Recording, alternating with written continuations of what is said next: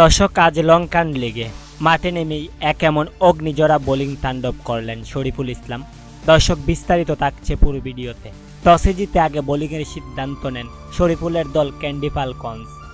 আজ শুরুর দিকে শরীফুল বাদে ক্যান্ডি ফালকনসের অন্য বোলাররা তেমন সুবিধা করতে পারেননি।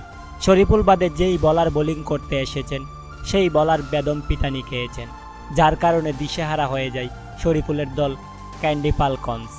আর তাই এই চাপের মুখে শরীফুল বল হাতে বোলিং করতে এসেই ঝলকে দেখিয়ে প্রথম ওভারেই 7 রান দিয়ে দুইটি গুরুত্বপূর্ণ উইকেট তুলে নেন। তারপর নিজের দ্বিতীয় ওভারে মাত্র 3 রান দিয়েই একটি উইকেট তুলে সবাইকে অবাক করে দেন শরীফুল। তবে তৃতীয় ওভারে উইকেট না পেলেও মাত্র 1 রান করেছে ওভার শেষ করেন। তারপর নিজের চতুর্থ ওভারে শরীফুল বোলিং করতে এসে সবাইকে অবাক করে দিয়ে মাত্র 1 রান করে চাই আবারও একটি উইকেট তুলেন। এদিন শরীফুল নিজের 4 ওভারে 12 রান করে চাই 4টি গুরুত্বপূর্ণ উইকেট তুলে সবাইকে তাক লাগিয়ে দিলেন।